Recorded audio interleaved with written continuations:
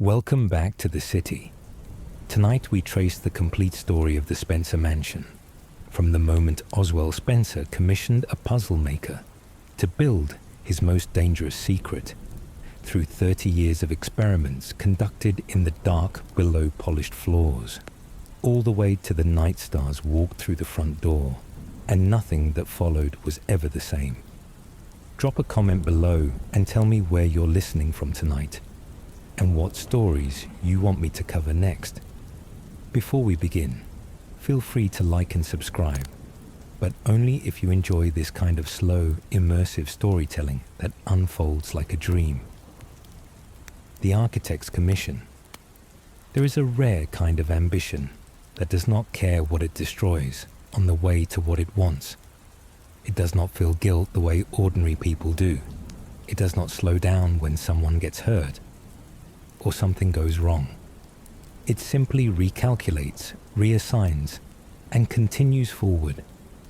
Because in the mind of a person who carries that kind of ambition, the end result is so important, so transformative, so far beyond the concerns of any individual life, that the cost becomes almost irrelevant.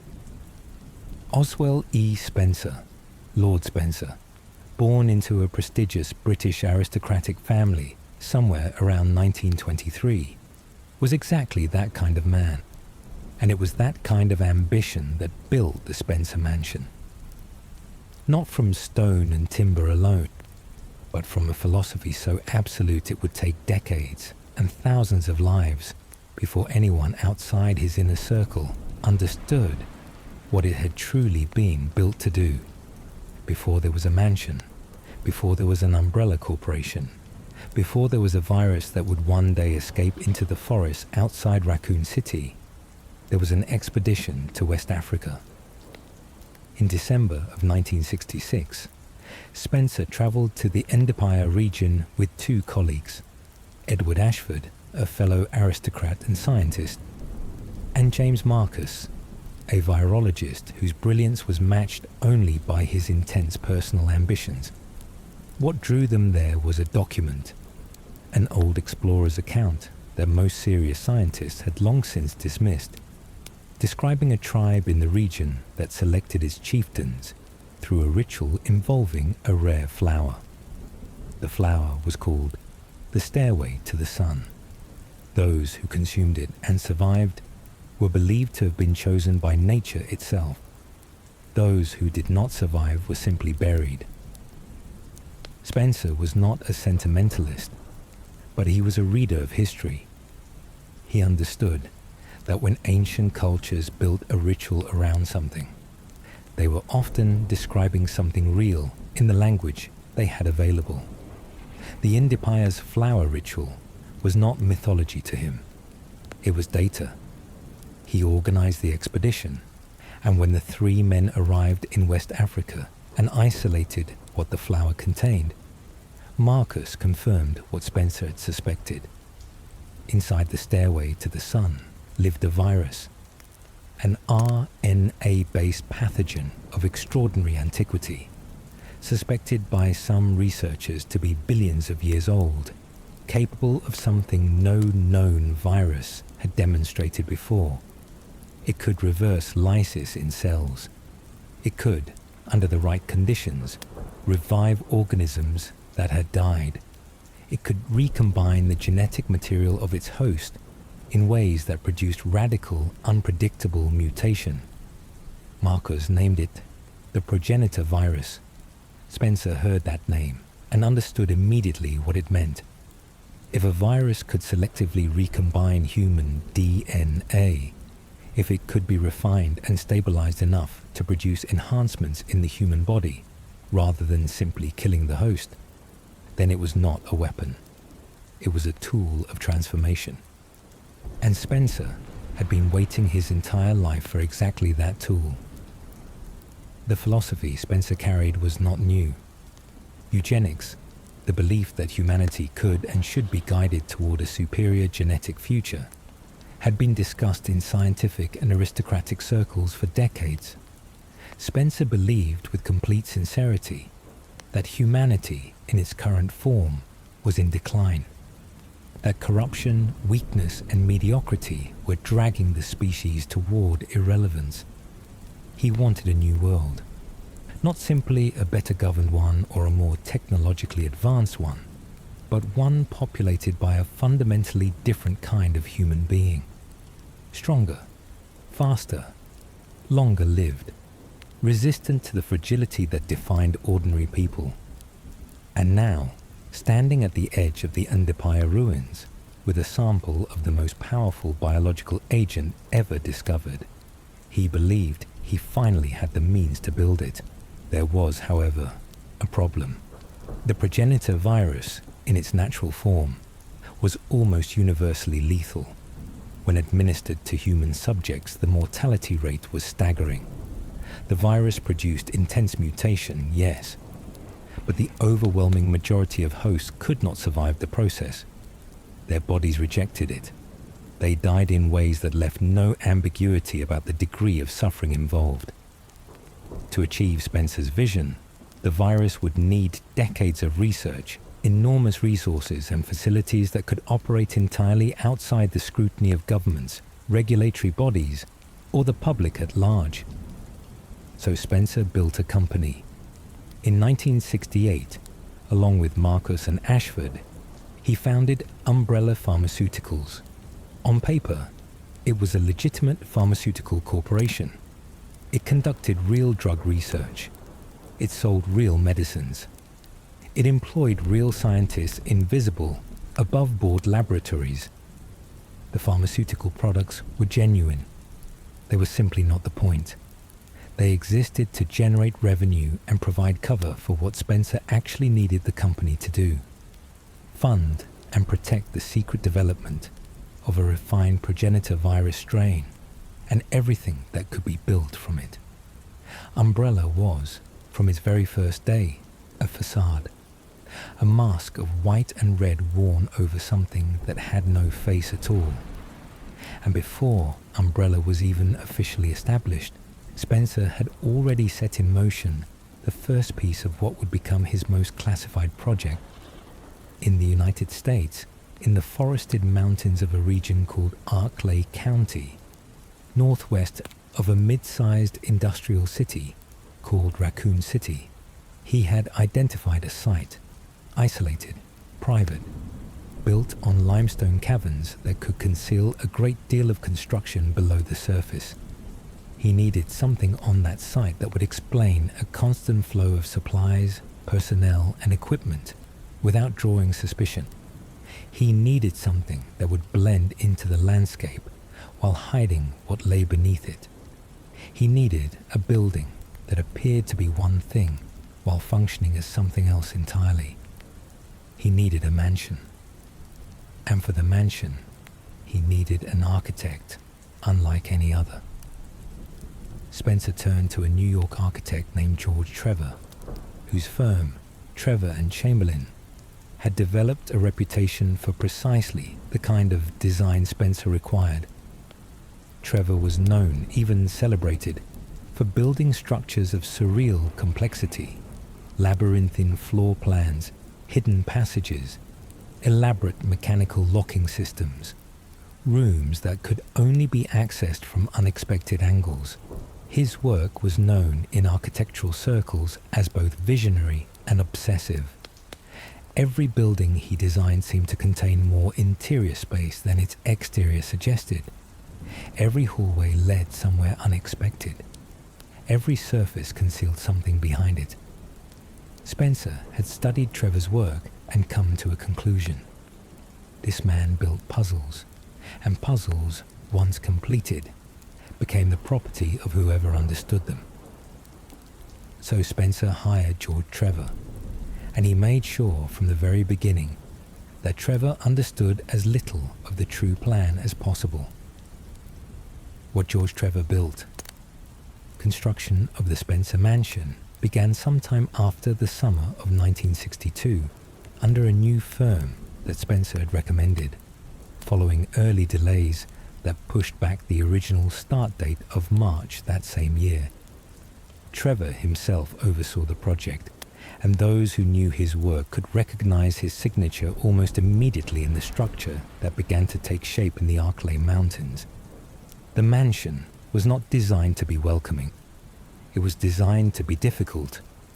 Every architectural choice made by Trevor, deliberately or otherwise, produced a building that kept most of its secrets even from the people who lived inside it.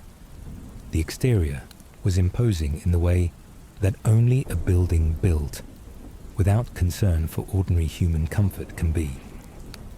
The facade drew heavily from the design of Spencer's family estate in Europe, a castle-like structure perched on a cliff top, its stone walls giving it the appearance of something that had grown from the rock rather than been constructed on top of it. Spencer had provided Trevor with detailed references to this ancestral home, asking that the American mansion carry similar architectural language, medieval interior detailing, suits of armor displayed in the halls, stained glass windows that filtered light into narrow columns, stone corridors that absorb sound rather than carrying it. The rooms were large but never felt open. The ceilings were high but drew the eye downward rather than upward. Walking through the mansion, even once it was furnished with the paintings and sculptures Spencer had collected, Da Vinci reproductions, Raphael statues, hunting trophies arranged with careful deliberateness, produced a sensation not of grandeur but of enclosure. The house was watching you. It always had been. What Spencer did not tell Trevor was that the mansion was only the surface. Beneath the limestone rock on which it sat, construction would eventually begin on a second structure far more significant than the house above it, a fully operational underground research laboratory. The Arklay Research Facility, as it would come to be known internally within Umbrella, was the actual purpose of everything Spencer had built in those mountains. The mansion existed to justify the presence of supplies, vehicles, and personnel. It existed to give Umbrella executives a plausible retreat location if questions were ever asked, and it existed to conceal the entrance points to the facility below, accessible through hidden passages, underground tunnels, and connections built into the mansion's foundations in ways that most of the building's own staff never knew existed. Spencer had also, without informing Trevor, made additional modifications to the original plans. Access tunnels hidden behind garden features, a mine shaft concealed in the property's outer landscape, a courtyard designed to appear decorative but which served as both a ventilation route and an access point for the facility below. Trevor, while touring the mansion shortly after its completion, noticed a deep hole behind what appeared to be an artificial waterfall, the foundations of the laboratory being installed beneath him. He was quickly escorted away by men in white laboratory coats. He noted in his personal diary that they smelled of disinfectant and had been following him around the property for some time. The mansion was completed in November of 1967.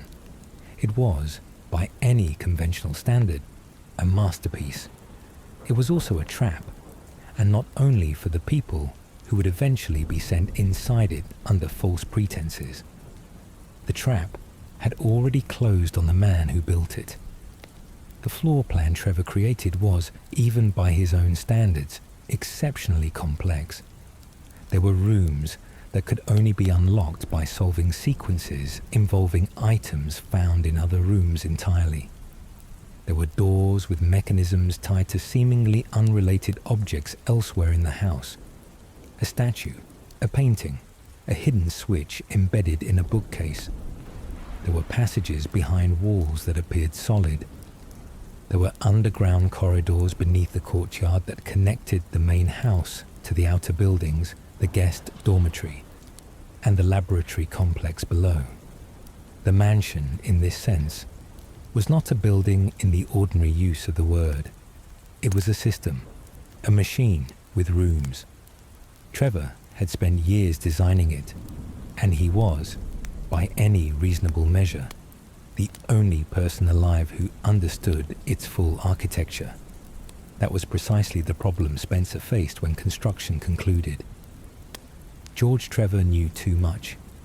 Not about the virus, not about the laboratory, not about Umbrella's true purpose, but about the mansion's secrets. He knew where the hidden passages were. He knew how the lock mechanisms functioned. He knew the routes that connected the house to the tunnels beneath it. Spencer had intended from the beginning to keep the mansion's secrets within his inner circle. And Trevor, an outsider, a civilian, a man with a family and a professional reputation, and no reason to stay loyal to an aristocrat he barely knew, was a liability that Spencer had no intention of tolerating. Spencer's solution was characteristic. He did not confront Trevor. He did not negotiate or pay him off. He waited until the mansion was complete, and then he invited the Trevor family to come and stay. The invitation was extended warmly as a gesture of appreciation. George Trevor, his wife Jessica, and their daughter Lisa, a teenager of around 14 years old, who had been immortalized in a wall painting within the mansion's gallery during construction, were welcomed as honored guests. They arrived in early November of 1967, days before Trevor himself. Jessica and Lisa came first. They were greeted by Spencer's staff. They were shown to their rooms. And that very night, they were taken. Not gently, not with ceremony. Men in white laboratory coats appeared in the dark, and the two women were removed from their rooms and brought through passages that George Trevor had designed but had never personally traversed, down into the facility beneath the house. They were the first human test subjects for the progenitor virus at the Arclay site. Mother and daughter, guest and prisoner. The distinction had been abandoned the moment they stepped through the mansion's front door. George Trevor arrived 3 days later, on November 13th. He dined with Spencer that evening. He was told his family had left early to visit a sick relative. He spent the next week wandering the mansion, increasingly uneasy, noticing things that did not add up. White-coated men following him from room to room. Objects that had disappeared from places he had left them. A waterfall in the courtyard, concealing something beneath it. He noted in his diary a growing certainty that Spencer had no intention of letting him leave. He was right. By the time Trevor attempted to escape, he found himself navigating a house he had designed and discovering for the first time how effectively it had been modified behind his back. He found passages he did not build. He found locked routes where he had drawn open corridors. He became lost in the structure of his own creation. He wandered the tunnels and sublevels for days. He died of thirst and starvation somewhere in the catacombs beneath the building, still searching for a way out. His diary was found by investigators decades later in a sealed chamber beside his remains. His final entry expressed hope that his wife and daughter were safe. It is perhaps one of the most quietly devastating documents in the entire history of what the mansion contained. The first victims. Jessica Trevor died within days of her abduction. She was administered a strain of the progenitor virus, designated Type A in the researchers' files, and her body rejected it entirely. The fusion was negative. She showed no response that the scientists considered promising. In the cold language of the laboratory files that survived, she was described as a failed test subject. She was dead by mid-November of 1967, and her body was interred in a sealed tomb constructed beneath the mansion's main hall, not far from the dining room where her husband had sat across from Spencer. Only days before, unaware that his family had already been taken. Lisa Trevor did not die. The Type B variant administered to her produced a reaction that the researchers immediately recognized as significant. Her body accepted the virus. The fusion was positive. She began to change. She was 14 years old. What followed for Lisa Trevor constitutes one of the most prolonged and deliberately sustained cases of human experimentation in the Resident Evil universe. She did not die. She was kept. She was studied. For decades, not weeks, not months, but decades, she remained a subject in the Arklay facility while researchers documented what the virus did to her over time. Because the progenitor virus had done something to Lisa that it had never done in any other subject. It had begun to make her difficult to kill. Her regenerative capabilities developed slowly, then dramatically. Injuries that should have been fatal ceased to be. The rate at which her body repaired itself accelerated year by year. By the time she had been in the facility for several years, she had become, in a purely biological sense, something genuinely extraordinary. A living demonstration that the progenitor virus could, in the right host, produce the enhancement Spencer had always theorized. The researchers were not kind. Kindness was not a variable they tracked. Over the years, Lisa was administered additional viral strains as they were developed. She was subjected to physical experiments whose details were documented in clinical terms in files that survive as artifacts within the facility's archive.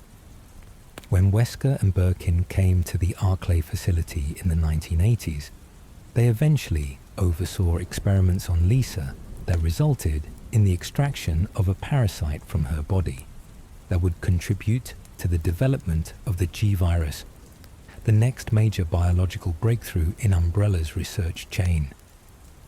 Her body, effectively kept alive by the progenitor virus's regenerative effects, had become a host environment for secondary research entirely separate from the original experiment. In 1988, with 2 decades of testing complete and their interest in Lisa's direct research value reaching its end, Wesker and Birkin authorized her disposal. Multiple attempts were made to kill her. None of them worked. Her regenerative capabilities had reached a point where physical elimination was, by that stage, essentially impossible. The researchers shot her, and she recovered. They attempted more extreme measures, and she recovered from those too. Eventually, believing she was dead, they had her body removed to the catacombs beneath the mansion's outer grounds, the same tunnels where her father had perished nearly 30 years before. Unbeknownst to anyone in the facility, Lisa was not dead. She revived. She had been reviving from worse than this for years. She simply stopped interacting with the researchers, and no one who had tried to kill her was eager to go looking. For the remaining years before 1998, Lisa Trevor lived in a cabin in the Arklay Mountains near the mansion, emerging occasionally to wander the grounds. She had lost her mind by degrees over the decades of experimentation and isolation. She did not speak coherently. She searched obsessively for her mother, who had been dead since 1967. At some point, in a behavior that became one of the most haunting details of her existence, she had begun taking the faces of researchers who encountered her, tearing them free and pressing them over her own, as if trying to find her mother's features somewhere in the collection. The researchers she took them from did not survive. A mask-like collection of faces hung from the front of the rough garment she wore, and she carried a large stone slab chained to her body that had once served as a tombstone, dragging it through the forest as she walked. She was not captured again. There was no protocol for what Lisa had become. The files recovered from the facility note that she was considered an anomaly, a variable that had exceeded the parameters of any reasonable experiment. There are notes indicating that her very existence was a problem that no one in the facility had fully figured out how to solve. So she was left in the forest, a girl who had been 14 years old when a man who wanted to build a better species brought her into a room below the mansion, left to spend the rest of her existence wandering the trees outside the building that had taken everything from her. Inside the mansion itself, the years between the Trevor family's abduction and the eventual outbreak followed a different rhythm. The facility below was active. Research was ongoing. Staff rotated in and out. The mansion above continued to function as cover, serving as accommodation for umbrella researchers, and occasionally as a genuine retreat for senior executives who were trusted with knowledge of the laboratory's existence. Spencer himself visited rarely. He did not live there. His European estate remained his primary residence, but the mansion in the Arklay Mountains remained his most significant investment, not because of its architecture, but because of what was happening in the rooms below it that no map had ever officially recorded. The families of the staff who worked there knew they were employees of a pharmaceutical company. They knew the location was classified. They signed agreements and received good salaries and did not ask questions they understood they were not supposed to ask. The mansion, from the outside, appeared to be a private estate belonging to a wealthy recluse. Guards patrolled its perimeter. The gates were locked. The forest was deep. And from the road, if anyone had reason to travel near it, it looked exactly like what Spencer had intended it to look like. A very large, very old, very private house, belonging to someone who did not want visitors. No one came to visit. No one ever did. That was the point. Spencer had also, running in parallel to the mansion's construction and the early years of Umbrella's pharmaceutical operations, begun implementing what would become his most classified undertaking. A program so secret it was not recorded in the standard Umbrella archives and had no entry in the corporation's internal database.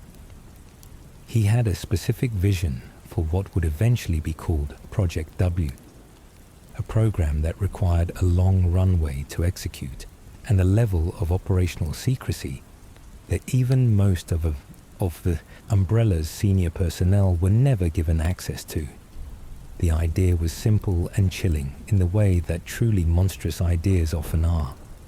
Find children whose genetic profiles suggested exceptional intelligence and specific traits Spencer's inner circle had identified as potentially compatible with the progenitor virus's particular transformative effects. Take them from their families quietly, in ways that did not produce the kind of attention that a disappearance typically generates. Raise them in foundation-funded homes where they would receive exceptional education, exceptional opportunity, and a subtle but systematic inculcation of the beliefs Spencer held about human potential, about the necessity of human transformation, about the idea that the world as it existed was failing, and that only a fundamentally different kind of human being could correct it. Then, when the prototype virus was ready, when decades of research had produced a stable, survivable strain, introduce it to the most promising candidates and observe which ones survived. This program ran alongside Umbrella's visible operations for decades, with so little intersection with normal corporate function that even many of Umbrella's senior researchers never knew it existed. Hundreds of children were identified, relocated, and given the surname Wesker, spread across multiple countries and contexts in ways that made each individual case look like nothing more than a private adoption or a family arrangement.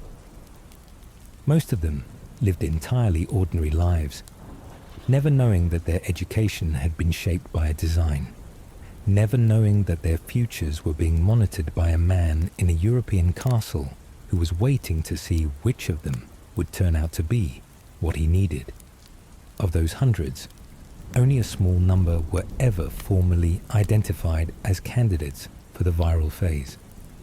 And of those candidates, only 2 survived the prototype virus when it was eventually administered: Albert Wesker and a woman who would become known as Alex Wesker.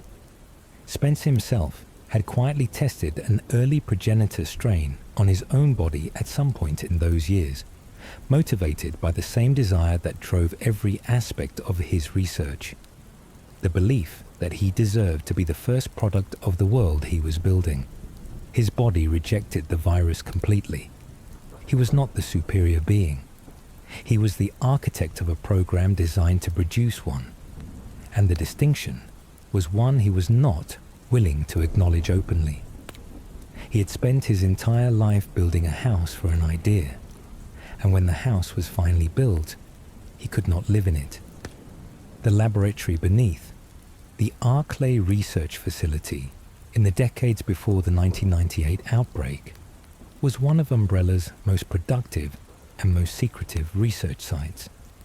It operated under the official cover of vaccine research on BSL-4 level pathogens, the most dangerous biological classification that exists, which justified the extreme containment measures, the restricted access, and the constant flow of materials that would have been impossible to explain otherwise. The United States government knew, in broad strokes, that a classified research facility existed in the Arclay Mountains. They did not know precisely what was being developed inside it.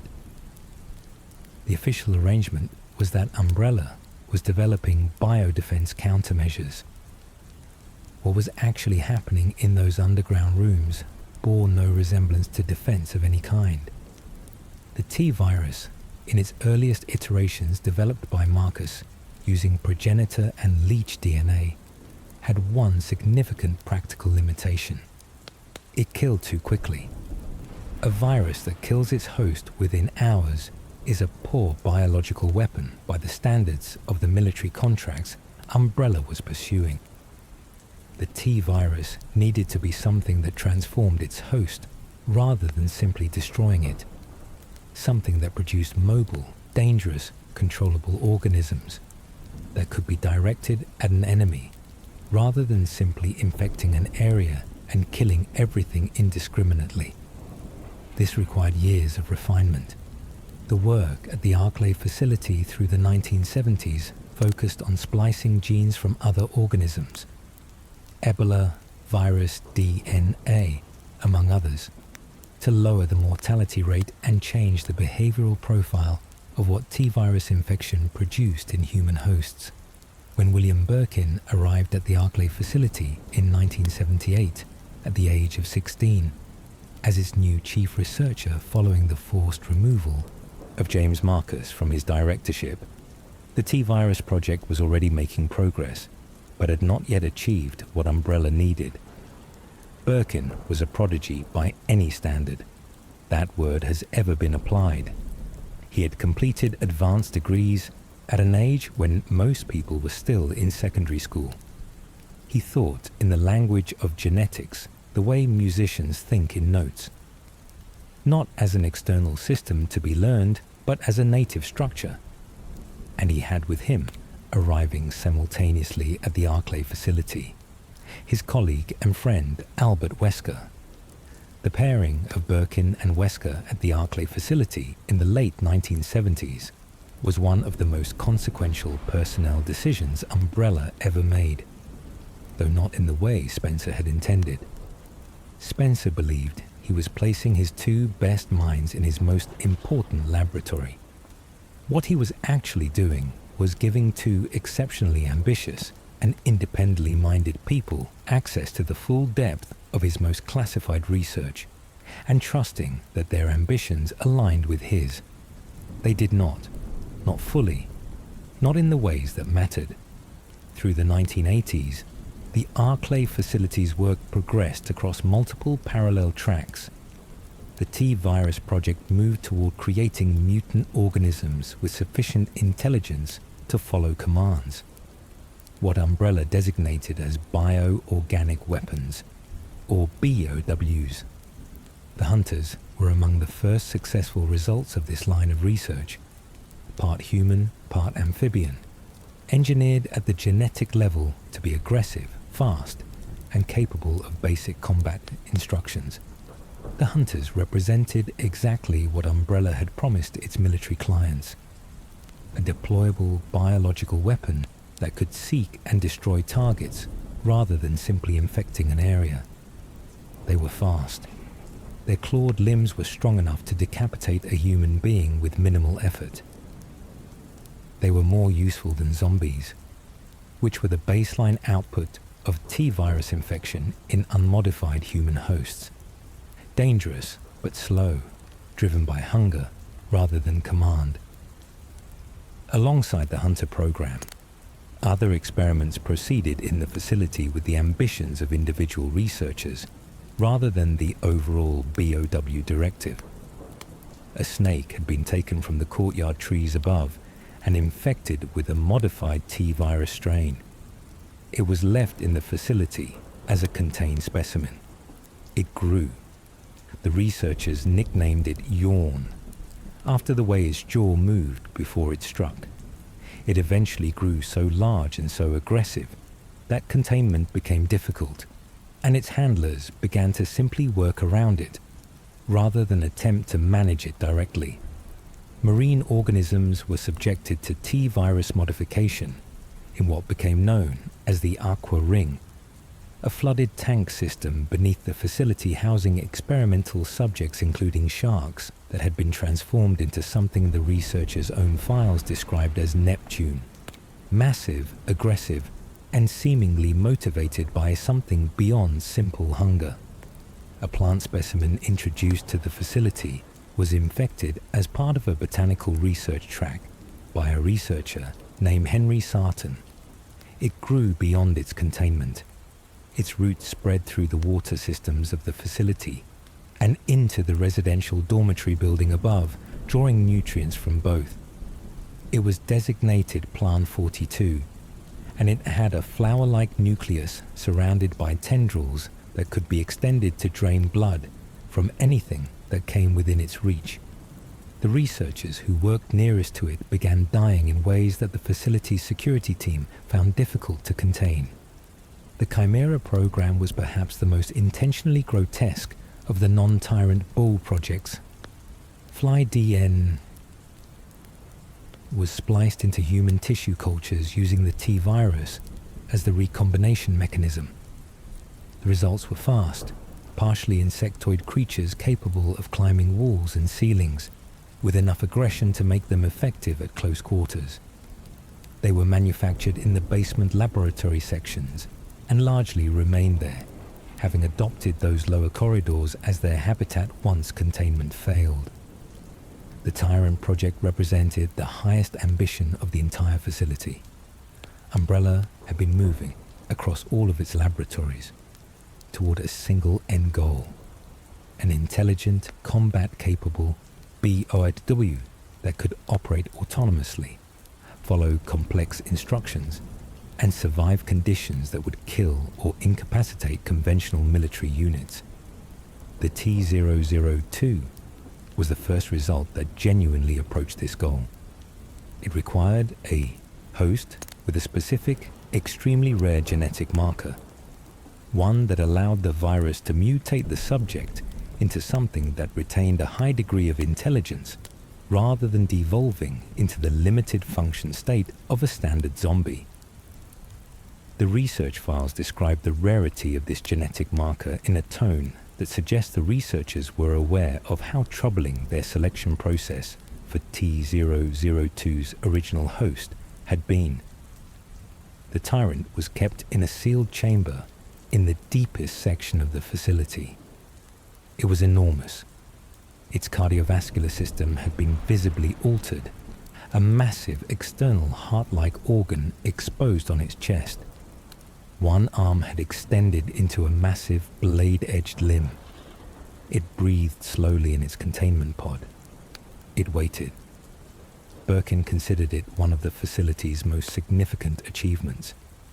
he had ordered the cloned embryos of T002 evacuated to safety when he recognized the containment risk in May 1998, ensuring that the project would survive even if the facility did not. Wesker, meanwhile, had been conducting research of his own and planning, in careful parallel to his official duties, a course of action that had nothing to do with Spencer's plans for either the facility or the Tyrant project. The infection that could not be contained.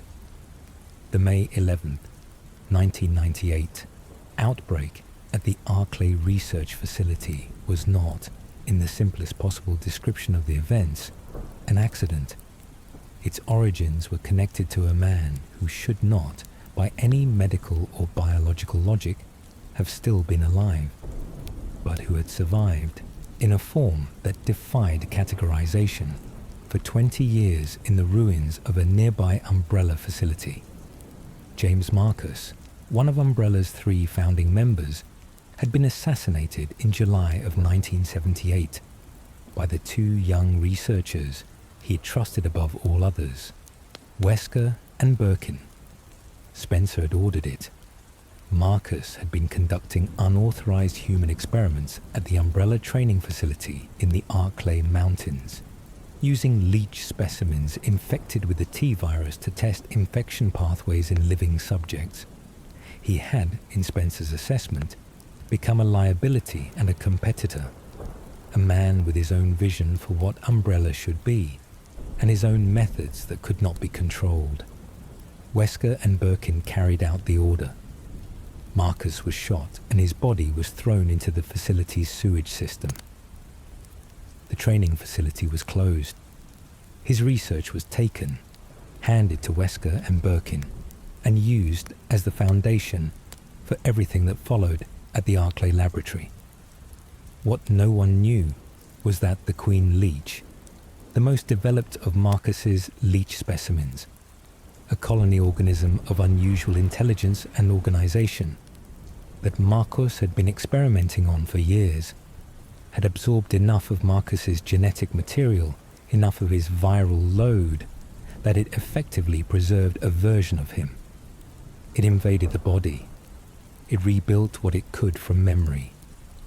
What rose from the sewage of the training facility in the following years was not James Marcus in any conventional sense, but it carried his memories, his voice, and his obsessive hatred of the 2 men who had killed him and the man who had ordered it done. The Queen Leech, wearing the form of Marcus, spent the following years slowly reconstituting the training facility and waiting. In 1998, he acted. On the morning of May 11th, the Queen Leech infiltrated the Arclay research facility through the tunnel systems that connected the 2 sites. The mechanism of what followed is described in the facility's records as an accident, a containment failure involving the newly developed Epsilon strain of the T-virus during a procedure on the T002 subject, with the airborne pathogen releasing into the lab and infecting the first staff members within minutes. The official Arclay records frame it as a procedural failure, but given the Queen Leech's confirmed presence in the facility that morning, and what we know of its intelligence and its motivation, it's difficult to take the accident framing at face value. The weight of the evidence points toward the Queen Leech engineering the conditions for the containment failure. Marcus, through the organism that had absorbed his memories and his hatred, wanted the facility destroyed. He wanted Wesker and Birkin to lose what they had built with his stolen research. Once the Epsilon strain was airborne in the underground laboratory, the contamination spread faster than the facility's protocols were designed to handle. The quarantine was ordered immediately. All non-essential personnel were locked in. The security team received instructions that anyone attempting to leave the facility was to be shot. The researchers, sealed underground with the spreading infection, began to change. The T-virus in its Epsilon strain form produced the effects that had defined every iteration before it. severe skin necrosis, brain degradation, the triggering of an extreme hormonal response that produced murderous aggression and a compulsive need to feed. The infected researchers did not die quietly. Some attempted to kill colleagues before the infection completed. Some wrote final notes on terminals in the facility, describing what was happening in the rooms around them. Some tried to end their own lives to prevent what they knew was coming.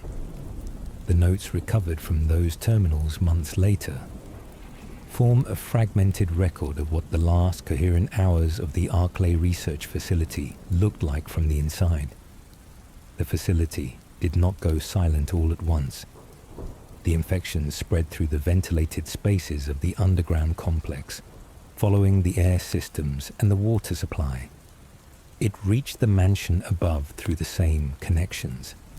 The passages linking the house to the laboratory, the shared water infrastructure, the movement of now infected staff through corridors that connected both buildings. The mansion's own personnel were exposed. Gardeners, housekeeping staff, the small security contingent assigned to the building's upper levels. All of them became infected. All of them died, in the sense that the people they had been ceased to function. And then they got back up. The mansion had gone from private research retreat to containment disaster in a matter of weeks. The BOWs that had been in various states of containment within the facility, the hunters, the yawn, the chimeras, the experimental creatures in the Aqua Ring, were no longer being maintained by the staff responsible for them. Some breached containment on their own. Some were released by the security teams in panicked attempts to deal with the spreading infection. Plant 42, whose roots had already spread through the dormitory's water supply, continued to grow without any handlers to manage it. The yawn moved through the building freely, following the thermal signatures of the few warm-blooded organisms that remained alive in its territory. Lisa Trevor, meanwhile, continued her movements in the forest outside. She was not infected in any way that mattered. Whatever the progenitor virus had done to her physiology over 30 years had produced something the T-virus could not meaningfully alter further. She wandered the grounds. She entered the mansion at times, moving through passages she had learned from decades of proximity. The researchers who occasionally encountered her in those weeks were killed, and their faces were added to what she wore. There was no record keeping by this point. There were no researchers left to keep records. By late July of 1998, the facility and mansion were effectively lost. The infection had also spread outward. The Cerberus units, Doberman pinchers that had been used in early T-virus trials and were kennelled on the property, had breached their pens. Infected, they moved into Raccoon Forest, and in the forest, they began finding people. When people stopped coming back, the murders started in a way that seemed at first like something else entirely. Hikers and campers in the area northwest of Raccoon City began disappearing in the late spring and early summer of 1998. When bodies were found, and not all of them were, the injuries did not match known animal attacks. The wounds were too large, too numerous, spread across the body in patterns that suggested multiple simultaneous attackers rather than a single predator. There were accounts, from those who had seen something and survived long enough to report it, of animals that did not respond to noise or movement the way dogs normally would. That ran with a strange, uncoordinated gait, that attacked without apparent hunger, without the predatory precision of a wild animal, as if the act of tearing into something was its own complete motivation. The Raccoon Police Department investigated what it could, but the forest was vast, and the cases were difficult to connect to any single cause. When reports came in suggesting that the violence was not limited to animal attacks, that some of the injuries found on victims pointed to other human beings as the source, the department's response was to escalate internally. The RPD had, in its roster, a unit that was specifically organized for situations that exceeded the capabilities of standard law enforcement, the Special Tactics and Rescue Service, STARS. A privately funded elite unit built from ex-military personnel and specialist academics, established as part of Raccoon City's Urban Development Initiative in 1996. The unit was capable of aerial investigation, forensic analysis, and tactical response in environments too dangerous for conventional police work. What the people investigating those murders did not know, and what would not become fully clear until it was far too late, was that STARS already had a problem. Its captain, Albert Wesker, had been working for Umbrella for years. He had been placed in the unit deliberately, recruited as part of a layer of Umbrella's operational security in Raccoon City, with instructions that if a situation ever arose involving the facility in the Arklay Mountains, he would be there to manage the response. To manage it, in the specific sense that Umbrella used that term, meant ensuring that whatever STARS discovered in those mountains did not make it back to the public in a form that could be linked to Umbrella's operations. Wesker had his own additional purpose in 1998, one that went beyond Umbrella's instructions and reflected the private plan he had been building since at least the early part of the decade. He was done with Umbrella. He had spent 20 years in their laboratory, developing their weapons, conducting their research, and slowly accumulating both the knowledge and the resentment to build something entirely his own. He had made contact with a rival organization. He intended to defect. He intended to arrive at that defection with the most valuable commodity he could carry: detailed combat data on Umbrella's most significant bow creations. And to get that data, he needed the bows activated.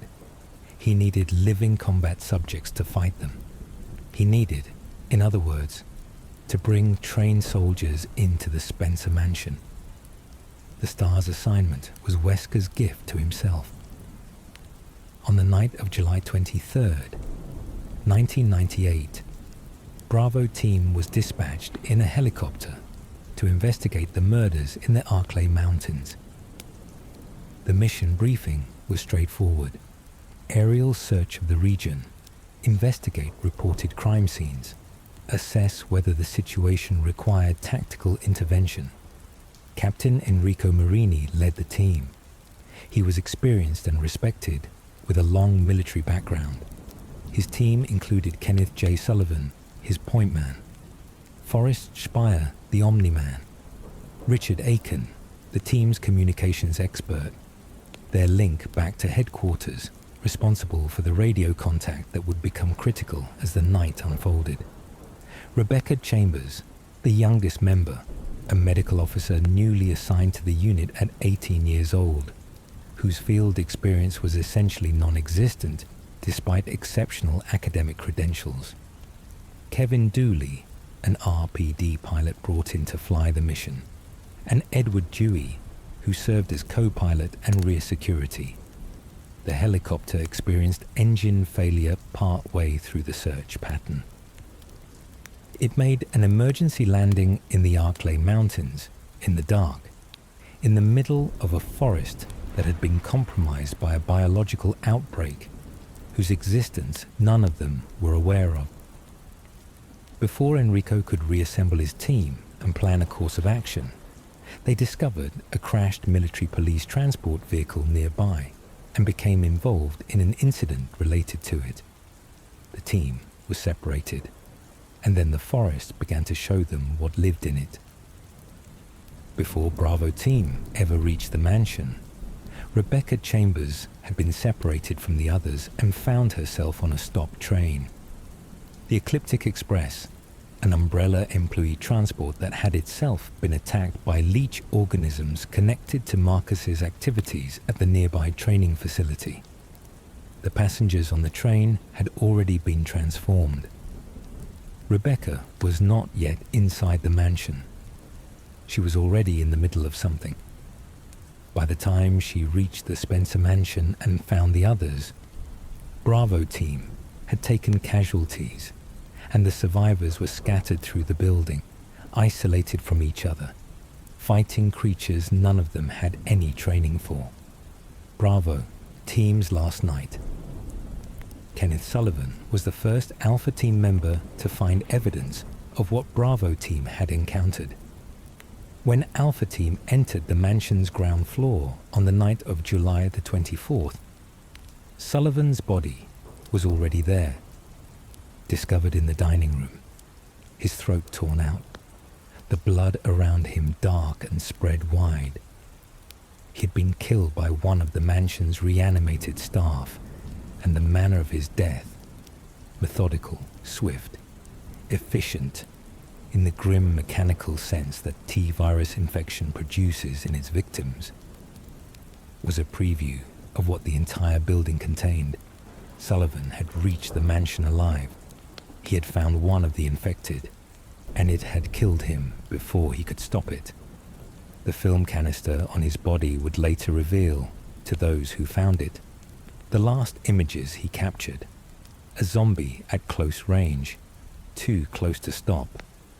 Forrest Speyer had made it to the second floor balcony.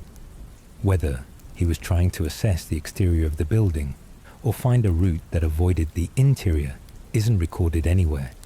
But what happened when he got there is clear enough from what Alpha Team found.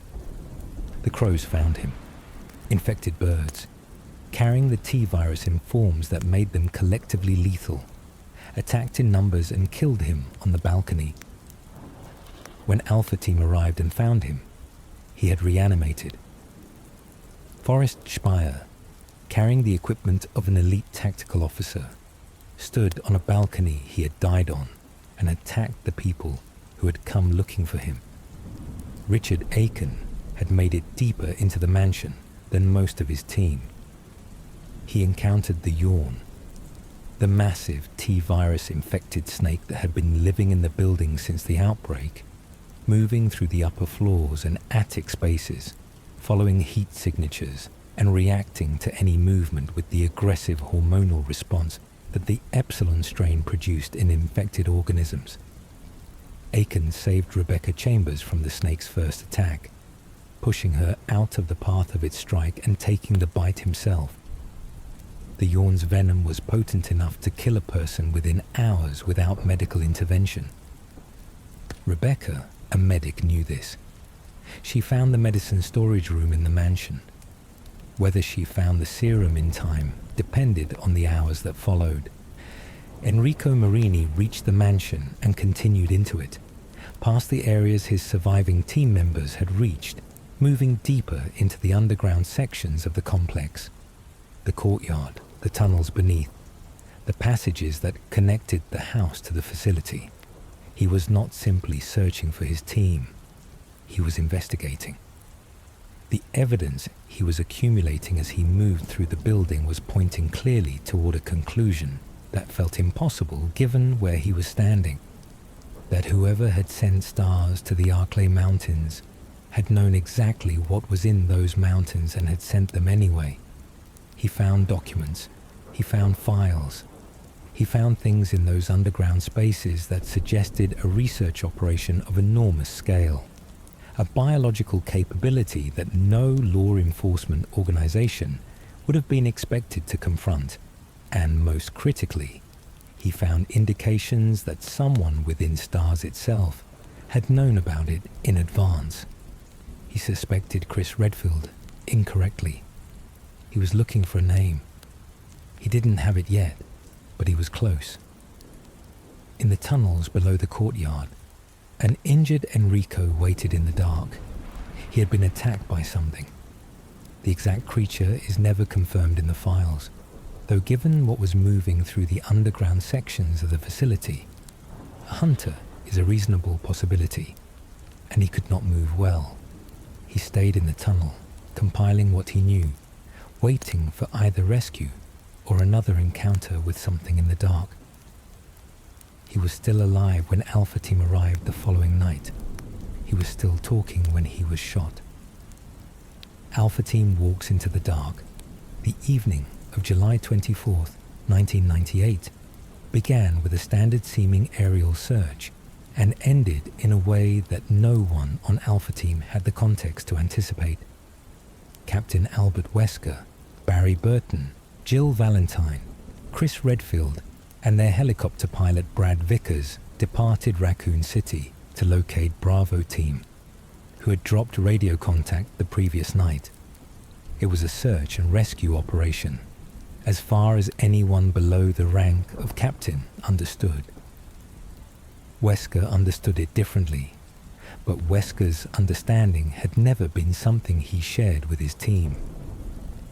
The search pattern over the Arklay Mountains brought them to the crash site of Kevin Dooley's helicopter. Bravo Team's original transport downed, with the pilot still in the wreckage. In the few moments it took to assess the scene, Joseph Frost found something he should not have touched. The severed hand of Kevin Dooley, still holding his weapon. Then the Cerberus units arrived.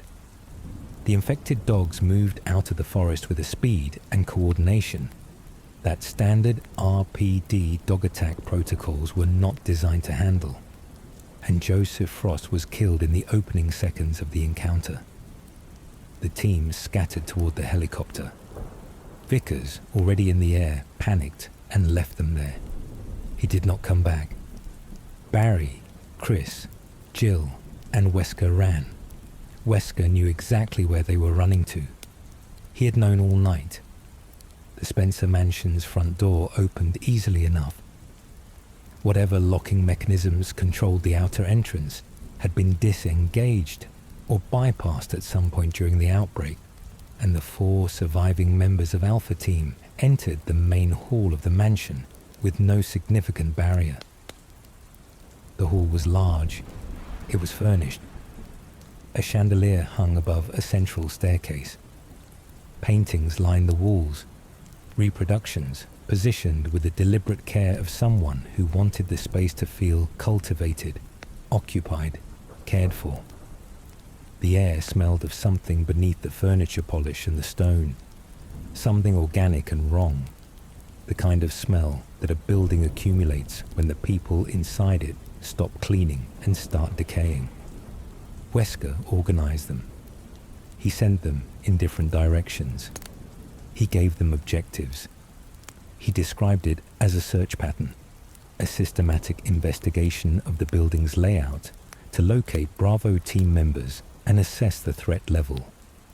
Based on what he later confessed to the survivors in the laboratory below and what the structure of his broader plan required, it's reasonable to conclude that dispersing his team was intentional. That what he was actually doing was spreading trained soldiers through a building full of creatures that would attack them, ensuring that the combat data he needed was generated across multiple areas simultaneously. Every encounter his team members had in that building would produce the data Wesker intended to carry out of the Arklay Mountains as his payment to his new employers. Barry Burton was the first team member Wesker approached privately. What passed between them in those early hours was not a request. Barry was told, not asked, that his family was in danger, that Wesker had the ability to ensure something happened to them, that Barry's cooperation, destroying evidence as he found it, failing to pass certain information to his colleagues, was the price of their safety. The threat was fabricated. Wesker had no operatives in position to harm Barry's family. But Barry Burton was a father, and the threat was delivered with enough plausibility that he believed it. Barry became, in those hours, an unwilling participant in the destruction of the investigation he had come to conduct. The rest of the team moved through the mansion and found things. The things that had been there since May. Jill Valentine moving through the ground floor, found the dining room where Sullivan had died. She found the greenhouse where infected plant growth had pushed through the walls. She found the locked doors and the shelves and the rooms that required items from other rooms to open. And she navigated them the way a person navigates an environment that seems designed to delay rather than to serve. She found the kitchen, where a zombie had been consuming something in the dark. She found the second floor bedrooms, with their overturned furniture and scattered personal effects. The ordinary detritus of lives that had been interrupted mid-moment, as if the people who lived in these rooms had simply stepped out and not come back. The beds were made in some rooms. In others, the sheets had been pulled to the floor in what looked like a struggle. Dresser drawers were open. Personal photographs sat on nightstands beside the cold bodies of people who had been infected weeks ago. There is something specific about encountering the personal effects of the dead in a place like the Spencer Mansion. The photographs are the worst of it, not because of what they show, but because of the gap between what they show and what the room they were found in contains.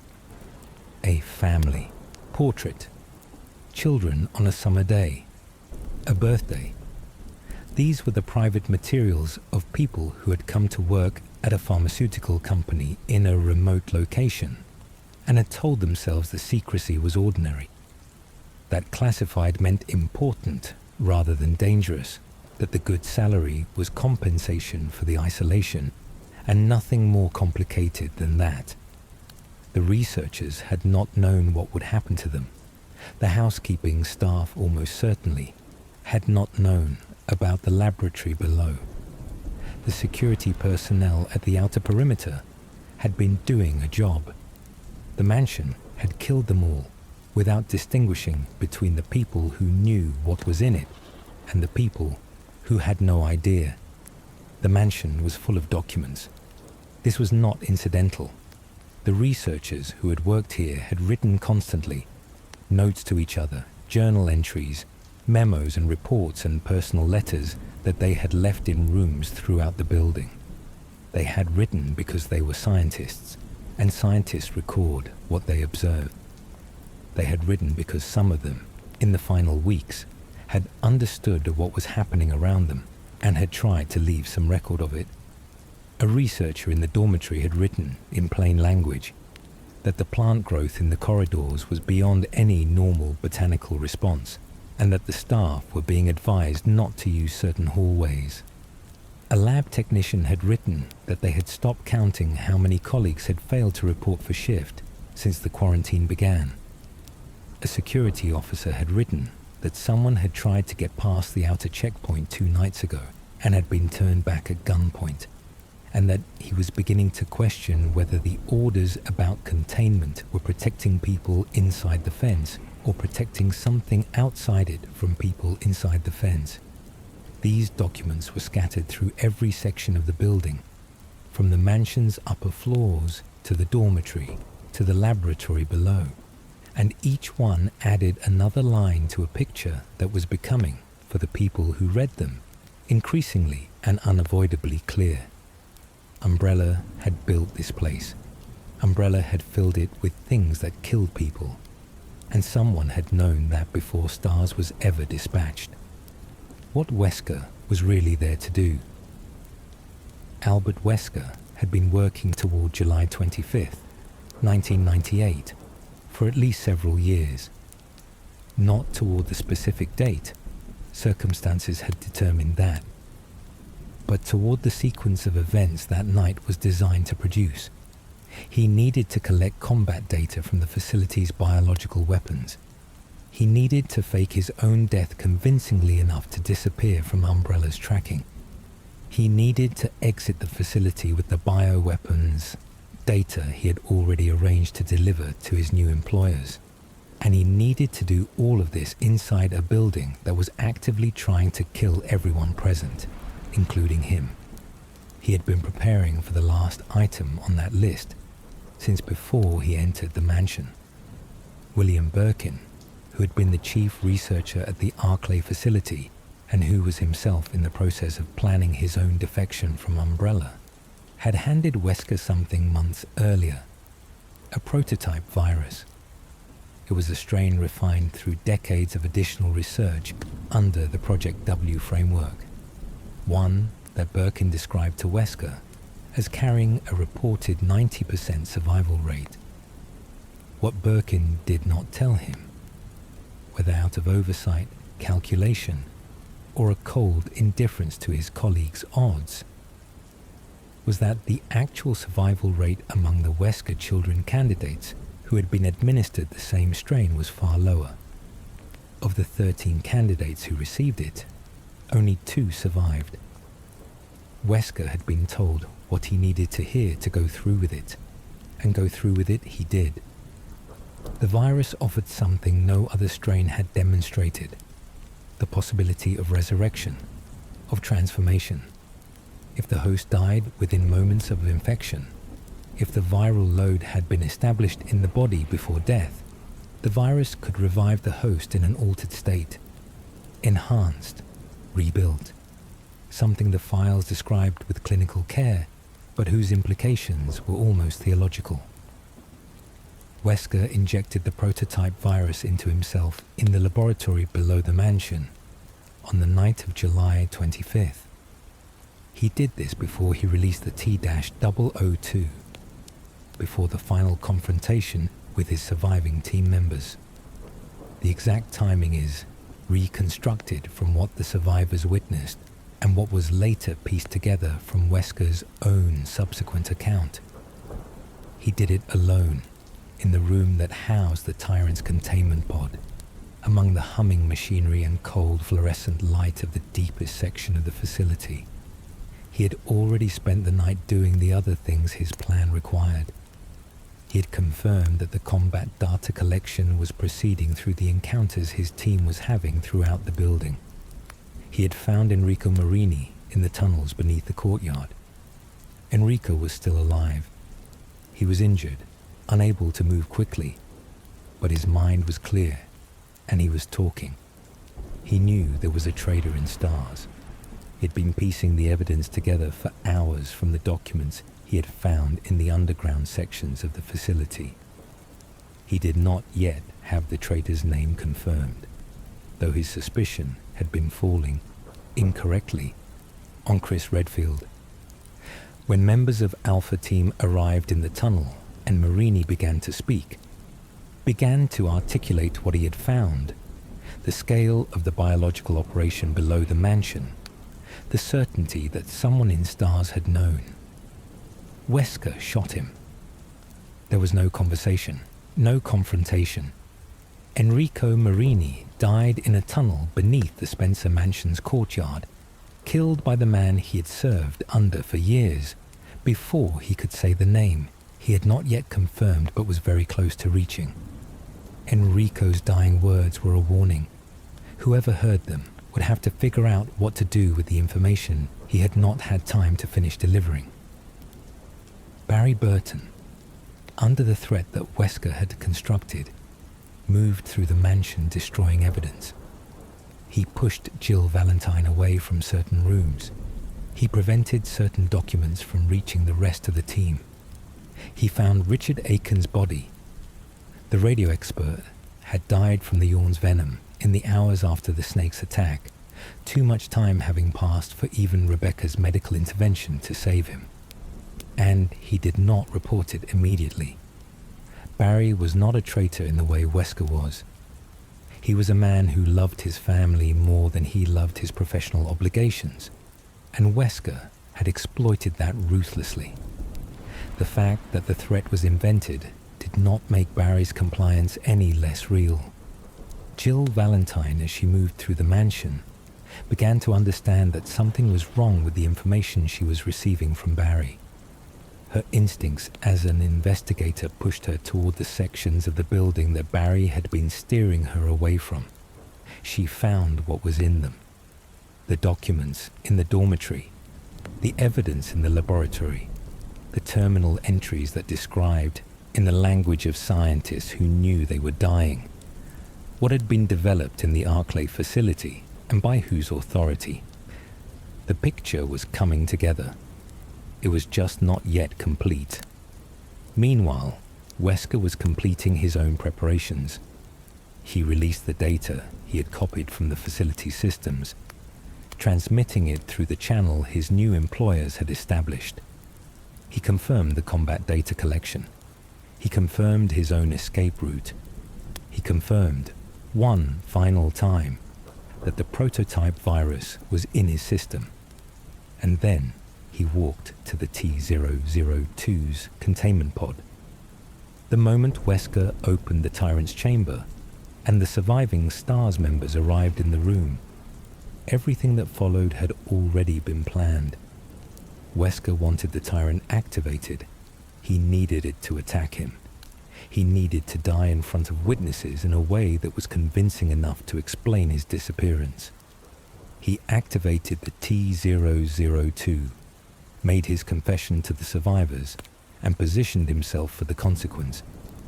The Tyrant's blade-edged arm punched through his chest. Wesker fell. He was dead.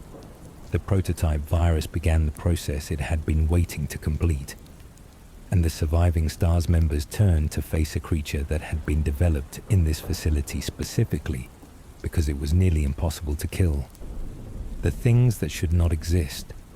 The Spencer Mansion's inhabitants, in the weeks between the initial outbreak in May and the arrival of STARS in late July, had been changing. Not all at once. Not in the dramatic, instantaneous way that horror tends to prefer for its narrative convenience. The process of the T-virus was slower than that, more incremental, more physiologically specific to each organism it encountered. The mansion staff died individually over the course of those weeks, each in a slightly different set of circumstances, and reanimated at different intervals. The building accumulated its dead gradually. By the time Alpha Team walked through the front door, the mansion had been living with its new residents for over 2 months. The zombies that moved through the hallways were recognizable as having once been people, which was, in some ways, worse than if they had not been. They wore the clothing of researchers and housekeeping staff and security personnel. They carried the institutional markers of ordinary employment: name tags, uniform jackets, in some cases the tools of their professions still in their hands. The T-virus had degraded their neurological function severely, eliminating the higher cognitive processes while leaving the motor systems and the limbic responses intact. They moved slowly. They moved toward warmth and sound. When they reached it, they fed. The files recovered from the facility described the infected's hunger as compulsive rather than purposeful, driven by a hormonal cascade the virus produced rather than by any survival calculus.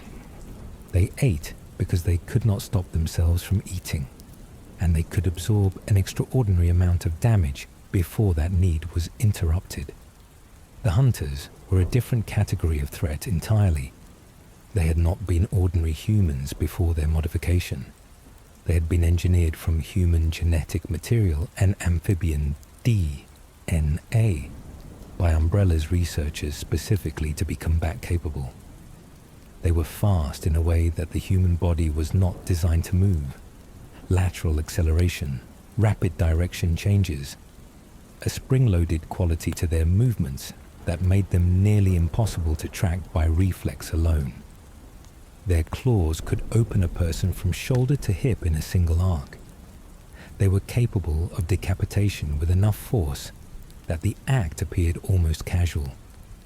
They had been released from their containment areas during the outbreak and had established territories within the mansion and surrounding buildings, patrolling their sections with a consistency that suggested a rudimentary territorial instinct. Rebecca Chambers encountered the Yawn before Alpha Team arrived, and Richard Aiken died from his venom protecting her. The snake scale had been transformed by T-virus infection far beyond what any ordinary serpent could have achieved. It was enormous, 40 feet in length, documented at over 12,000 kilograms. Its strike radius covered most of the rooms it occupied. Its venom worked quickly enough that without anti-venin, the prognosis was measured in hours. The yawn had established the mansion's upper floors and attic as its territory, and it moved through them with the sluggish but unstoppable certainty of something that had no natural enemies in the environment it now occupied. Plant 42 had done what plants do when nothing is stopping them. It had grown. Its roots extended through the walls of the dormitory building adjacent to the mansion, reaching through the aqua rings water systems to draw nutrients from below. Its main body occupied a room in the dormitory in a mass of tangled green that bore almost no resemblance to whatever botanical specimen it had originally been. The nucleus was protected by distorted tendrils that responded to motion by extension and entrapment, pressing against anything that entered their range and drawing fluid from it. The researchers who had been working in the dormitory had documented Plant 42's expansion in their notes with a mixture of professional interest and mounting dread. The final entry was brief. The chimeras in the basement laboratory sections moved on ceilings as readily as on floors, their insectoid limbs giving them an angle of attack that conventional training did not prepare anyone to defend against. They were fast. They were quiet in the way that creatures without shoes are quiet. And they had been in those basement sections long enough to have made them familiar territory, to know the corners and the angles, to respond to the sound of footsteps above them, with an alertness that the researchers' files had noted as early as 6 weeks before the outbreak escalated to its current level. And then there was Lisa Trevor. She moved through the mansion and the grounds outside it as she had for years, with neither malice nor purpose in any recognizable sense. She was looking for her mother. She had been looking for her mother since 1967. Anyone she encountered in the building was a potential source of what she needed. Anyone she encountered died.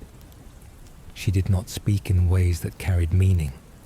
She made sounds that the files describe as vocalizations rather than words. She carried her stone slab through the corridors. She left behind the aftermath of encounters that no one who arrived later could misinterpret. The Neptune specimens in the aqua ring presented a problem that was solved by draining the tank. Removing the environment removed the threat, but the facility's designers had built the aqua ring specifically to contain large, aggressive aquatic organisms, and the water systems connected to it extended through multiple levels of the underground complex. Draining it was not straightforward. It required accessing control systems in different sections of the facility using equipment that had been undisturbed since May. Every room in the Spencer mansion held something. This was not a metaphor. It was the literal operational reality of the building. The mansion had been a research facility for 30 years. It had been accumulating experimental organisms, dangerous compounds, and classified equipment in every space available to it. The decorative rooms on the upper floors had hidden safe rooms behind their walls. The study held items that were not simply books. The trophy room contained things that were not simply trophies. The Spencer mansion, designed by a man who built puzzles, had become a puzzle that the people inside it were solving at the cost of their lives, because every locked door between them and the exit contained something they needed, and everything in the building that had been alive in May was actively preventing them from reaching it. The Tyrant and the confession. The underground laboratory of the Spencer mansion presented itself differently from the floors above. Where the mansion had been designed with aesthetic intent, the stone corridors, the paintings, the knight's armor standing sentinel in alcoves, The laboratory was functional in the extreme, utilitarian in its every detail. The floors were smooth concrete. The lighting was fluorescent, steady, the kind of light designed not for comfort, but for visibility, for the close examination of small things in dishes and on slides. The corridors were wider than those in the house above, built to accommodate the movement of equipment, trolleys, canisters, specimen containment units.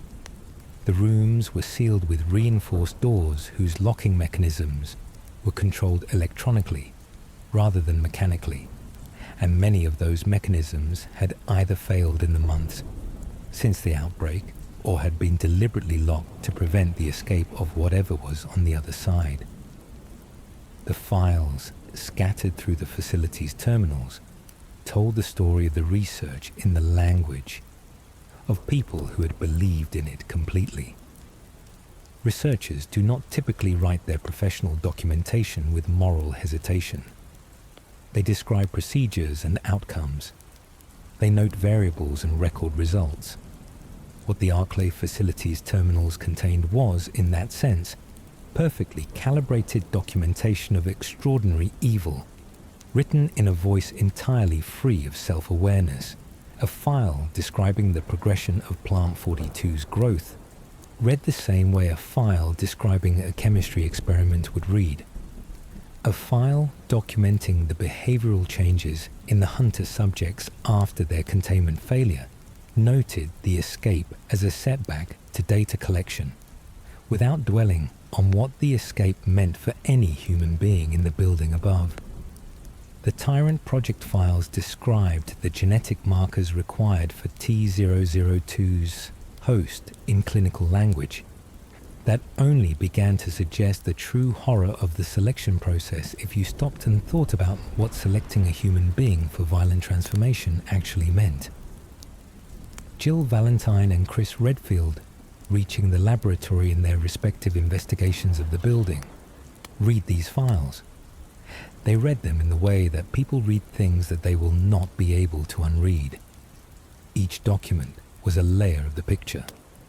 Together, they described Umbrella not as a rogue laboratory conducting unauthorized experiments, but as a corporation that had been designed from its founding moment to conduct exactly this kind of research, in exactly this kind of secrecy, with exactly this kind of disregard for the human cost involved. The mansion was not an aberration. It was a demonstration of the system working as intended. Rebecca Chambers, surviving in the facility through a combination of medical competence and an adaptability that exceeded what anyone might have predicted from her lack of field experience, eventually connected with the other survivors. They moved through the laboratory sections together, or in the separated but convergent pattern that the building's design forced on everyone who tried to navigate it systematically. They found the elevator systems that connected the laboratory's multiple levels. They found the containment areas for the creatures whose existence they had been dealing with all night. They found the T002's room. What they found there was Wesker. He was waiting. He had been there long enough for the prototype virus to have begun its work. Or perhaps he had positioned himself consciously, aware of what was about to happen, and choosing the theatrical setting of the Tyrant's containment chamber for his final performance as Albert Wesker, Captain of Stars.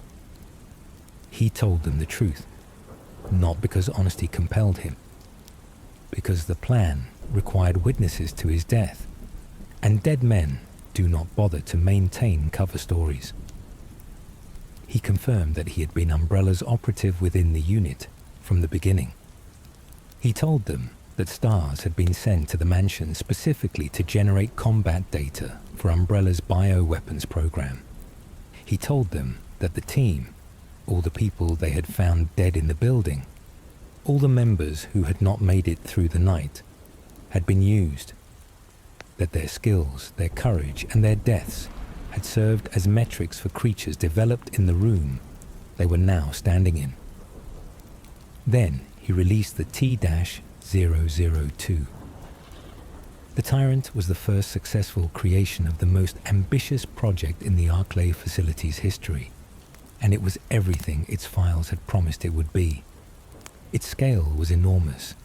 Its intelligence, while impaired by what the T-virus had done to its physiology, was sufficient to focus on the targets in the room, with an intentionality that pure zombie behavior never managed. Its cardiovascular system had been visibly rebuilt. The external mass of its altered heart, a grotesque protrusion on its chest. The blade-like deformity of one extended arm was not decorative. It moved with the momentum of an organism that had been engineered to end encounters rather than prolong them. The T-002 killed Wesker. This had been the plan. The blade arm hit Wesker with enough force to be clearly fatal, and Wesker fell among the machinery of his own facility. The surviving STARS members did not stop moving. They engaged the Tyrant. They used everything they had left, ammunition, explosives, every resource that remained after a night of moving through a building full of things that had been trying to kill them. The T-002 was not easy to stop. The files had been accurate about that. It required more than any single shot could provide. But the survivors of the Spencer Mansion were, by that point, people who had spent an entire night surviving things they should not have survived, and they had developed in those hours a specific and determined competence in the matter. The T-002 was driven back. The survivors moved toward the exit. What they did not know, as they climbed toward the surface and the rooftop pad, where their only avenue of escape waited, was that in the laboratory below them, Albert Wesker was not dead. The prototype virus had engaged.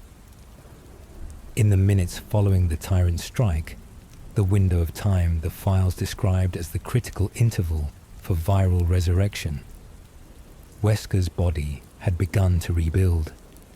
Not in the slow, lurching manner of a zombie, in the complete and accelerated manner of something transforming into something else.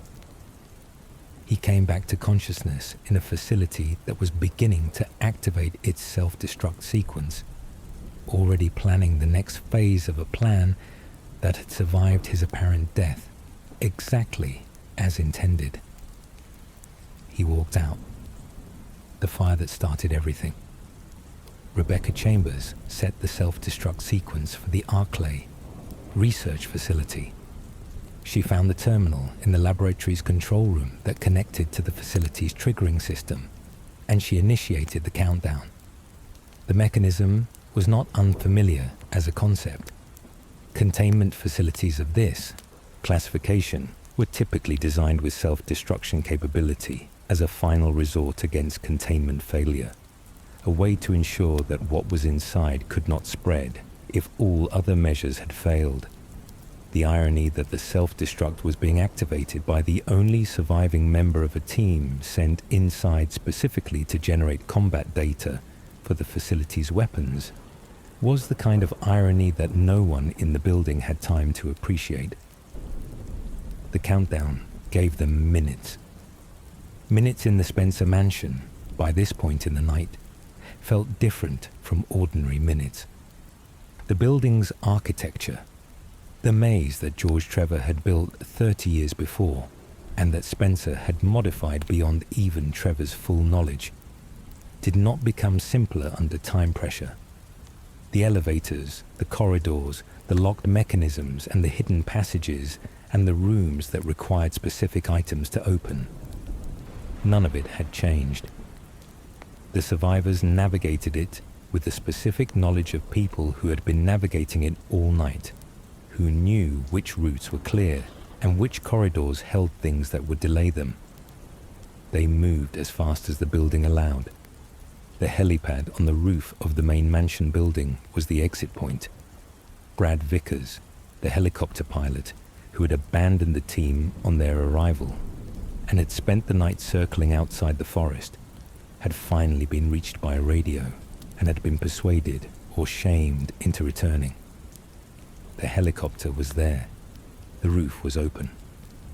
Between the survivors and the helicopter, however, was a final obstacle that the facility produced in the last moments of its existence. The T-002, risen from the laboratory below and pursuing the people who had damaged it through the Spencer Mansion's upper structure and onto the roof of the building itself. The Tyrant T-002 on the helipad in the final minutes before the explosion was something that had been waiting in the dark of the Arclay facility for years, imagined in files and design documents and research plans as the future of biological warfare. And it was now on a rooftop in the Arclay Mountains at dawn, pursuing the specific people who had refused to be eliminated by it. The survivors could not stop it conventionally. What stopped it was Brad Vickers, still circling in the helicopter above the helipad, dropping a rocket launcher into the fight. A single-use weapon with enough yield to create the margin of difference the survivors needed. They used it. The T-002 was driven off the building and the rooftop was at last clear. The explosion that followed was not a single event. The Spencer Mansion's self-destruct sequence was connected to the laboratory beneath it, and when the charges detonated, they did so from the ground up, the facility below going first, the force of the detonation traveling upward through the limestone caverns and the passage systems and the foundations of the building above. The mansion collapsed from beneath itself. 30 years of architecture designed to conceal and contain. 30 years of research that had used human beings as the materials. 30 years of experiments conducted in secret below a polished wood floor, and oil paintings in gilded frames. All of it came apart in the kind of fire that does not so much destroy as erase. The helicopter cleared the radius of the blast. The survivors, Jill Valentine, Chris Redfield, Barry Burton, and Rebecca Chambers, watched the Spencer Mansion burn from the air. Brad Vickers flew them toward Raccoon City. They were the people who had walked into the Spencer Mansion and walked back out, and the world they were returning to had no framework yet for what they had found inside it. The RPD was not prepared to process the discovery of an underground biological research facility beneath a private estate in the Arclay Mountains. The public was not aware that Umbrella Pharmaceuticals conducted the kind of research that had been conducted there. The government agencies that had been nominally aware of the facility's existence had not known what was actually being developed in it, and the destruction of the physical evidence. All those terminals, all those files, all those specimens had eliminated the most direct documentation of what Umbrella had done. The survivors filed reports. The reports were controversial. The investigation that followed was complicated by the fact that the most senior member of Alpha Team, the officer whose account would have carried the most weight, had died in the facility under circumstances that were initially ambiguous. Wesker's disappearance, body not recovered in the wreckage, position in the aftermath unclear, left a gap in the chain of command that the RPD and its STARS unit struggled to navigate. There were people within the department and above it who found it easier to doubt the survivors than to pursue the implications of what they were claiming had been below that mansion. Chris and Jill did not stop. They had walked out of the Spencer Mansion with something Umbrella had never intended to give anyone outside its inner circle: direct personal knowledge of what the progenitor virus, the T-virus, and 3 decades of unregulated biological research could produce. They had seen the Tyrant. They had read the files. They had found Enrico Marini's body in the tunnel where Wesker had shot him. And they understood. even without being able to prove it immediately what that death meant. They had survived because of the specific skills they brought into that building, skills they had been recruited into stars for and then deployed against them. What followed from July 25th, 1998, in the months and years that came after, cannot be fully separated from what happened in that building. The mansion was destroyed, the laboratory was gone, but the T-virus itself had already left the Arklay Mountains weeks before Alpha Team arrived, carried by infected animals, spreading through the forest and tracing the supply lines of a facility whose quarantine had failed in May. What finished the chain reaction was not the mansion, but the events of September, when Umbrella's security service moved against William Birkin in the tunnels beneath Raccoon City to seize his G-virus research before he could sell it. Birkin injected himself with what they took from him. In the violence that followed, T-virus vials broke open in the city sewers, and rats consumed what spilled. Those rats moved through the sewer systems beneath Raccoon City streets, and the infection they carried moved with them. The outbreak that consumed the city in September of 1998 traced its immediate cause to that moment in the tunnels. But its origin, the research that produced the virus, the facility that refined it, the decades of work that made it what it was when it killed Birkin's security team and spilled into the city water, all of that drew a line back to the same place, to the laboratory beneath the Spencer mansion, and to the experiments that had been running there since 1967. William Birkin, whose own defection from Umbrella concluded violently in September, when Umbrella's security forces shot him to recover his G-virus research, injected himself with the stolen virus in his dying moments.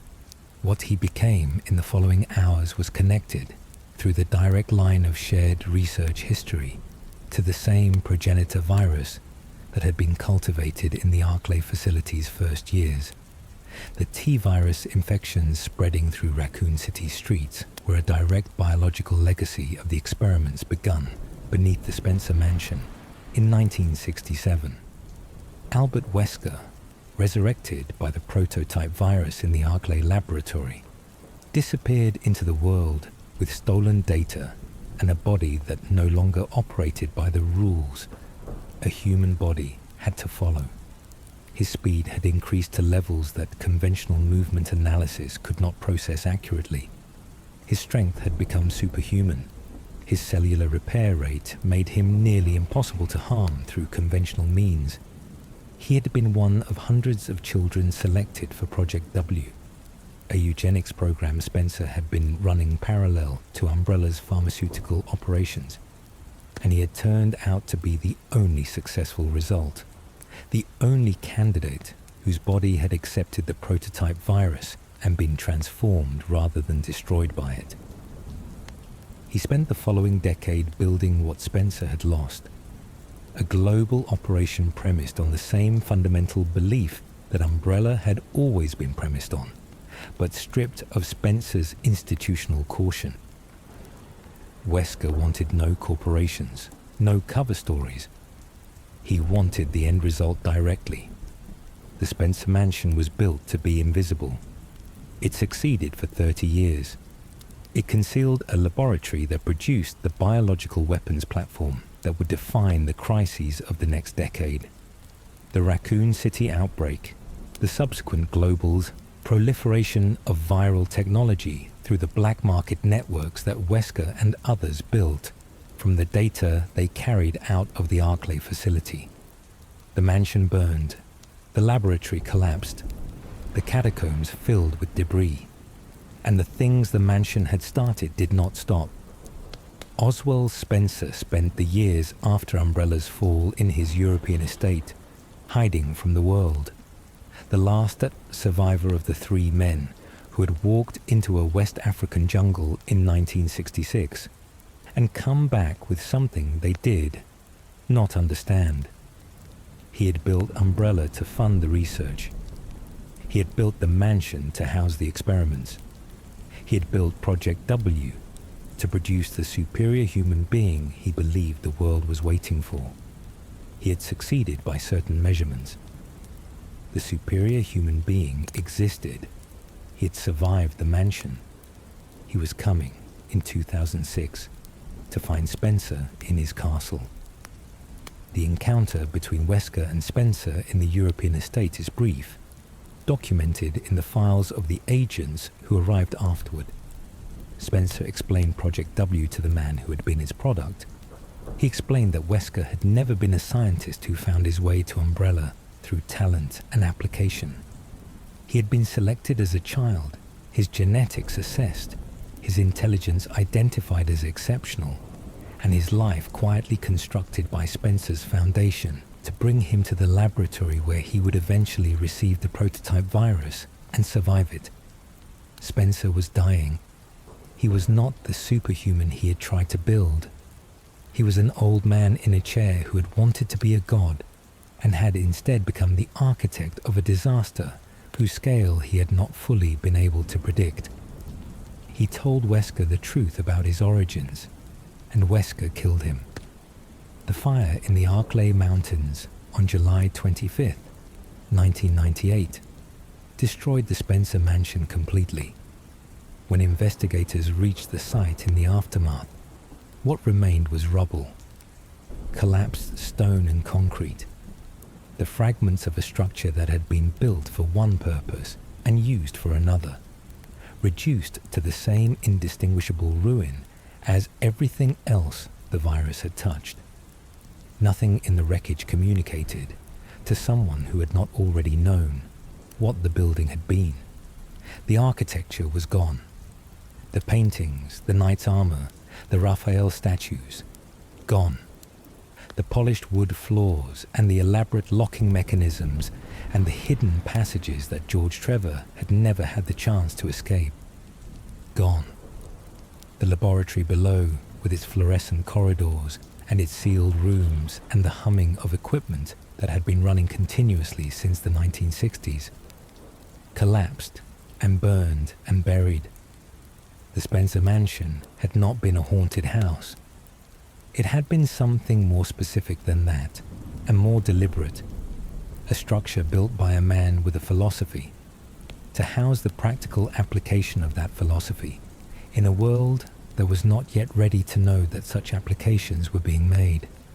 It had stood in the Arklay Mountains for 31 years, and in those years it had produced the seeds of crises that would take another decade to fully unfold. It had killed George Trevor and his family. It had transformed Lisa Trevor into something the researchers who created her could not control or destroy. It had turned its own staff into the inhabitants of a nightmare they had not signed up for. It had taken a team of the best law enforcement officers Raccoon City had ever assembled and sent them through its rooms as data points for weapons development. Lisa Trevor's fate in the hours of the mansion's destruction remains one of the quieter tragedies of the entire incident. She had been in and around that building since 1967. The catacombs beneath it were the closest thing she had to a home. What happened to her in the moments the charges detonated? Whether the explosion reached her in the underground passages, whether she was above ground in the forest when the building collapsed, is not precisely documented in the files that survived. The regenerative capabilities she had developed over 30 years of viral modification were extraordinary, but the facility's self-destruct was not designed with Lisa Trevor in mind. The reasonable assumption, based on what the files describe and what the site looked like in the aftermath, is that she did not survive it. There was no one left to survive it with her, and no one to mark the place where the architect's daughter had spent the better part of her life waiting for a mother who died 3 decades before. And Wesker walked out. That detail cannot be set aside. In the chaos of the explosion, in the collapse of the facility he had spent 20 years working in, Albert Wesker, transformed by the prototype virus into something the Arclay laboratory had theorized but never formally documented, walked out of the wreckage and into a world that believed he was dead. He had what he came for. He had the data. He had the physical transformation. He had the specific survival advantage that the prototype virus provided, which made him faster and stronger and more durable than any ordinary human being, and would continue to make him more so as the viral integration deepened in the months and years that followed. He had left Umbrella behind. He had faked his death convincingly enough that the corporation would not expend immediate resources searching for him. And he had a plan that extended far beyond what Umbrella had ever asked him to accomplish. Oswald Spencer spent the years after Umbrella's fall in his European estate, hiding from the world, the last survivor of the 3 men who had walked into a West African jungle in 1966 and come back with something they did not understand. He had built Umbrella to fund the research. He had built the mansion to house the experiments. He had built Project W to produce the superior human being he believed the world was waiting for. He had succeeded by certain measurements. The superior human being existed.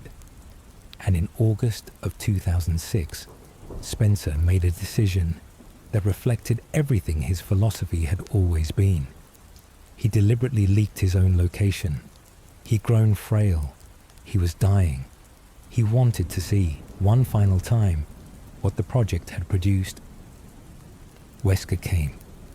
He found an old man in a chair who had wanted to be a god and had instead become the architect of a disaster whose scale he had not fully been able to predict. Spencer explained Project W, told Wesker the truth about his origins, that he had never been a scientist who found his way to Umbrella through talent and ambition, but had been selected as a child, his genetics assessed, his future quietly constructed to bring him to the laboratory where the prototype virus waited. Spencer told him he was the sole survivor of the project. A lie, as Alex Wesker had also survived, but one Spencer told to keep Wesker focused and unaware, and then Wesker killed him. Chris Redfield and Jill Valentine arrived moments later. The BSAA had received a tip on Spencer's location and sent them to arrest him and extract information on Wesker's whereabouts. They walked into Spencer's private chamber to find him dead on the floor and Wesker standing at the window. They were not reading a report of what had happened. They were standing in the room where it had just occurred. The Spencer Mansion's rubble has been there since July 1998. Whatever remains of it beneath the Arclay Mountain forest, the collapsed tunnels, the sealed chambers, the catacombs where George Trevor died and where Lisa Trevor spent decades, has been quietly absorbed into the landscape. The forest grew back. The limestone caverns, partly collapsed, held whatever the explosion left inside them. There was no plaque. There was no memorial. There was no official acknowledgement of what had been conducted there, because the official story was still, for years afterward, a matter of legal and corporate dispute. Umbrella denied. Umbrella litigated. Umbrella pointed to the absence of physical evidence in a building that had been destroyed. The survivors knew what they had seen. They carried it forward. They carried it through Raccoon City's outbreak and its aftermath, through the legal proceedings that eventually dismantled Umbrella, through operations in locations around the world, where what had been developed in the Arclay Mountains had been transferred, replicated, and deployed. Every crisis that followed the Spencer Mansion drew a line back to the same place, to a flower in West Africa, to 3 men in 1966, to a British aristocrat with a belief so absolute it could justify anything, and to a building in the Arclay Mountains that was designed from its foundation to be one thing, while being something else entirely. The mansion burned. The The fire lit the trees around it and then died. And the story it had been hiding for 30 years kept going, in the people who had survived it, in the corporations that built on what it had produced, and in the long shadow that the progenitor virus had been casting over the world since long before anyone in Raccoon City had ever had reason to look up at the mountains and wonder what was in them. There is a version of this story that ends differently, a version where the Trevor family's disappearance was investigated properly in 1967, where someone asked the right questions about the architect who built a mansion and vanished inside it. A version where the missing students from the Umbrella training facility prompted a formal inquiry. A version where the murders in the Arklay Mountains in the spring and summer of 1998 were investigated by people who did not report to Albert Wesker. None of those versions happened. What happened instead was the Spencer Mansion. 31 years of a building doing exactly what it was designed to do, concealing the thing at its center, consuming the people who came near it, and producing, in its final hours, the set of events that the rest of the Resident Evil universe would spend decades working through the implications of. The mansion is gone.